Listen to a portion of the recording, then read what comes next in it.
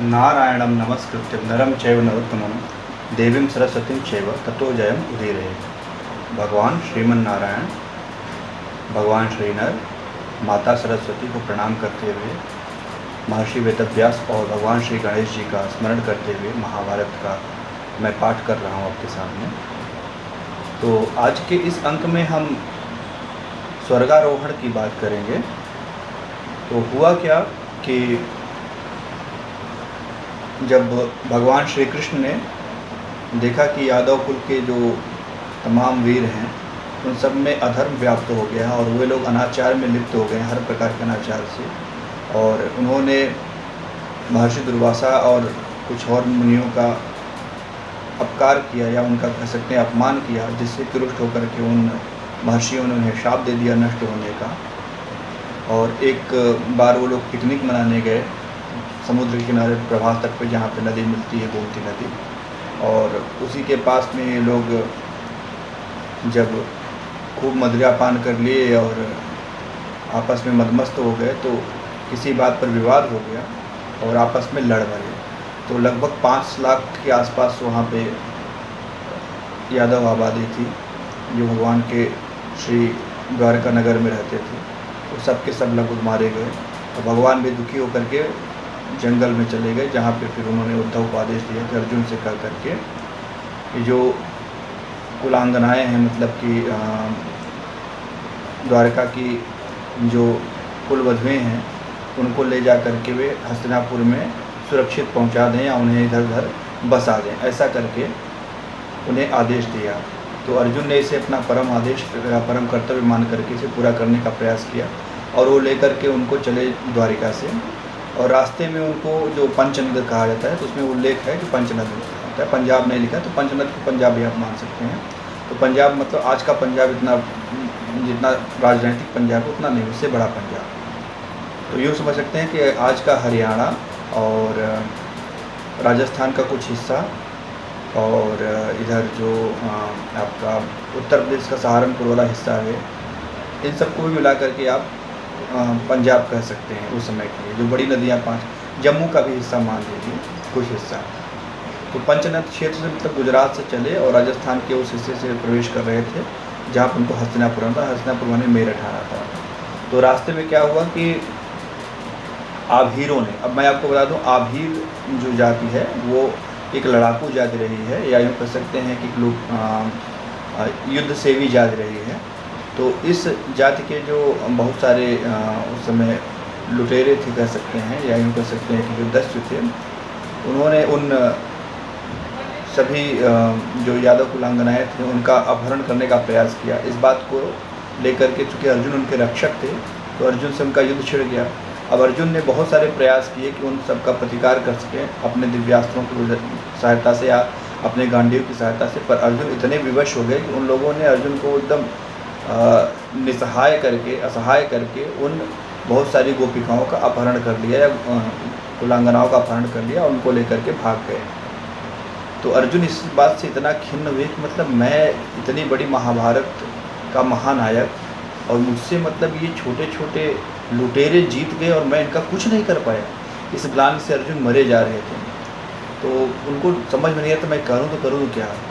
अब जो कुछ बची खुची थी उनको लेकर के आए, तो बहुत सारी जो है वो राजस्थान के हिस्से में जो बाल बच्चे थे और जो कुलांगनाएँ थे वो बस गई, और कुछ जो है वो हरियाणा तक बस गई और कुछ जो है इधर आसपास में फैल गए।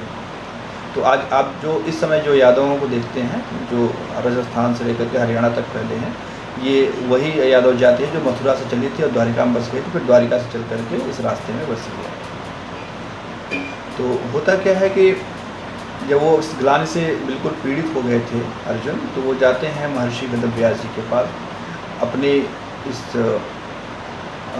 दुख का निवारण पूछने के लिए। तो महर्षि वेदव्यास जी बैठे रहते हैं, तो उनके चरणों में प्रणाम करके कहते हैं कि प्रभु मैं अर्जुन हूँ। तो कहते हैं हाँ मैं तुम्हें जानता हूँ, आओ तुम्हारा स्वागत है। तो कहते हैं तुम्हारे मन में जो जिज्ञासा है तुम उसे कह दो, संकोच मत करो। तो अर्जुन प्रारंभ करते हैं, कहते हैं कि मेरा मन बहुत खिन्न है, मेरे आराध्य, मेरे प्रिय सखा, मेरे भाई या जो भी कह लीजिए, जितना भी मतलब मेरा प्रेम था वो भगवान श्री कृष्ण के साथ था। उनको मैं छू सकता था, उनको मैं देख सकता था, वही मुझे छोड़कर चले गए। मुझे जीने की ज़रा से भी इच्छा नहीं है। मैं एकदम मरना चाहता हूँ। मैं इस संसार में जीने का बिल्कुल भी इच्छुक नहीं हूँ। तो वेदव्यास जी चुप रहे। वो जानते थे कि मुद्दे की बात ये नहीं है, मुद्दे की बात ये भी है, लेकिन जो मुख्य मुद्दे की बात है वो नहीं है।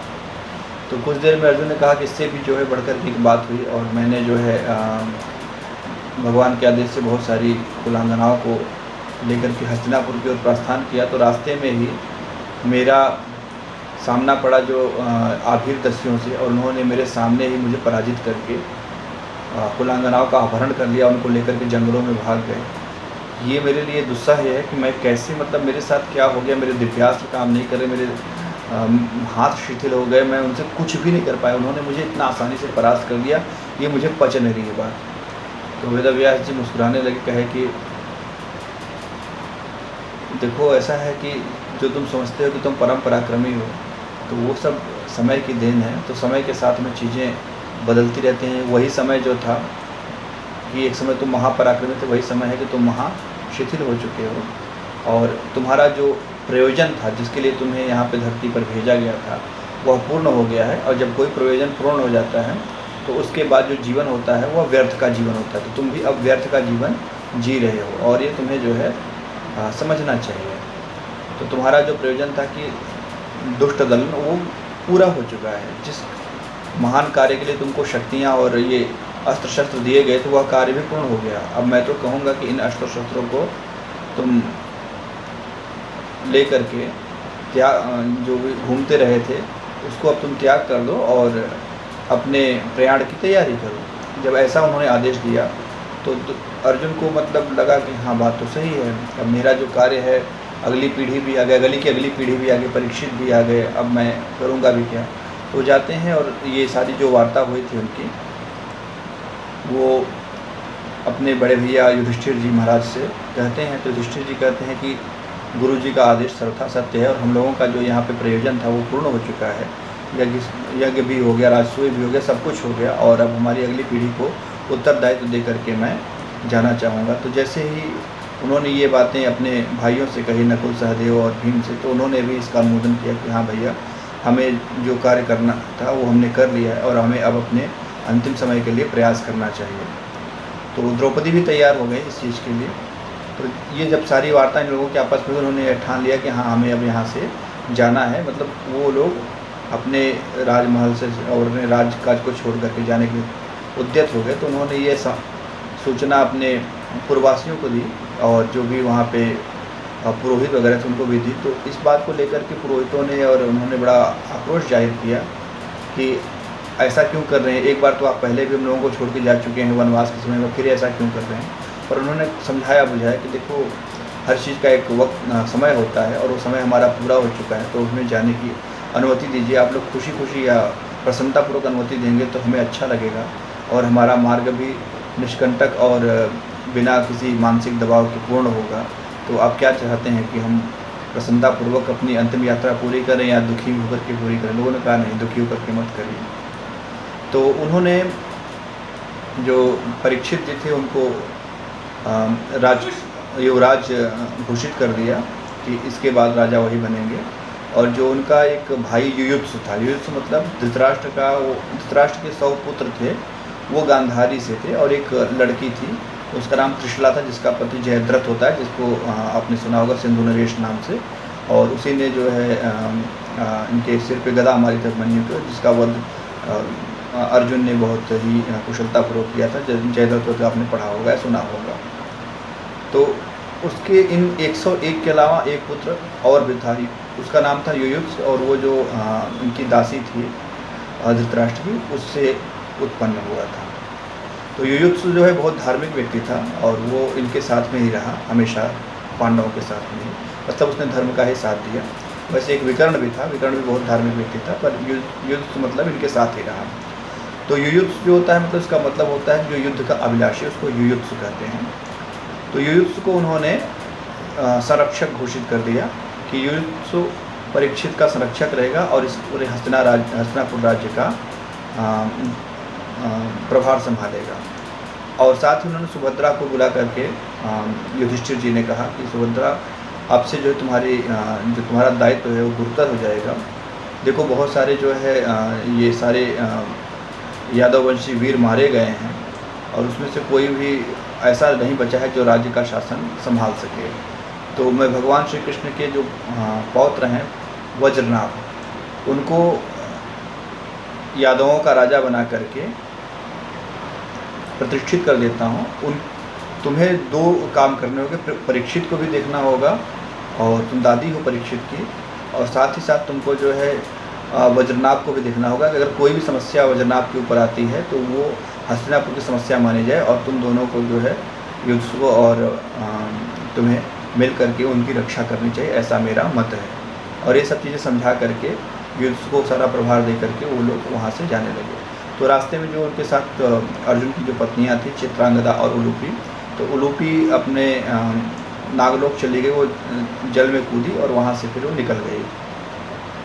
और जो चित्रांगदा थी उसने भी जो है देखा कि अब सब जा रहे हैं, तो चित्रांगदा ने कहा कि मैं क्या करूं। तो अर्जुन और युधिष्ठिर ने कहा कि तुम अपने मायके जा सकती हो। तो वो मणिपुर चली गई। तो मणिपुर की थी चित्रांगदा, वहाँ पे अभी भी ये नृत्य होता है बहुत सुंदर, आपको देखना चाहिए मणिपुर में। तो मणिपुर चली गई चित्रांगदा और उलूपी चली गई अपने नागलोक में। अब बची द्रौपदी, द्रौपदी इनके साथ हो रही। तो उन्होंने कृपाचार्य को कृपाचार्य जी जो थे वो युद्ध के समय लड़े तो जरूर थे लेकिन बच गए थे। तो कृपाचार्य से अनुरोध करते हैं युधिष्ठिर जी कि आप परीक्षित को सारे अस्त्र शस्त्रों की शिक्षा दीजिए जो भी मतलब आवश्यक है, मतलब धनुर्वेद का और ज्ञान का सब कुछ आप उनको बताइए। तो ऐसा जो है उनसे अनुरोध करके वो लोग प्रस्थान करते हैं। तो जो पूर्ववासी रहते हैं वो बहुत दूर तक साथ साथ जाते हैं, फिर कहते हैं कि नहीं अब लौट जाइए, और वो लोग चलने लगते हैं। तो इसके बाद मतलब उल्लेख आता है कि वो लोग लाल समुद्र को उसमें होता है लोहित सागर को पार करते हैं। अब रेड सी मतलब आज का रेड सी है, वहाँ कौन सा है मुझे नहीं पता है, लेकिन लगता है कि मतलब भारत भूमि पर भी कोई रेड सी जैसा कुछ रहा होगा समुद्र, ऐसा वर्णन है। तो जैसे ही वो लाल समुद्र के पास पहुँचते हैं, रेड सी के पास पहुँचते हैं, लोहित समुद्र लिखा हुआ है वहाँ पे, तो वहाँ पर उनको जो है एक बहुत ही तेज आग दिखाई देती है और जिसमें से जो है 7 रंग की ज्वालाएं निकल रही थी। तो सप्तरश्मियों की जो बात की जाती है वही मान लीजिए। तो जैसे ही वो लोग वहाँ पर पहुँचते हैं उस अग्नि के सामने, तो अग्नि का मार्ग मतलब इतनी तेज़ी से फैलती है कि कहीं इनको जाने का मार्ग नहीं सूझता है। तो अग्नि इनको घेर लेती है। तो युधिष्ठिर शांत हो जाते हैं, कहते हैं कि आप कौन है और हमारा मार्ग रोक कर क्यों खड़े हैं। तो अग्निदेवता कहते हैं कि आप मुझे अग्निदेवता समझो और मैं यहाँ पर एक विशेष उद्देश्य से आया हूँ। तो लोग कहते हैं कि क्या, कहते हैं कि आप जा तो रहे हैं इस अंतिम प्रयाण के पथ पर, लेकिन आपका शस्त्रों का मोह नहीं छूट रहा है। तो उनका जो ये कथन था विशेषकर अर्जुन के प्रति था।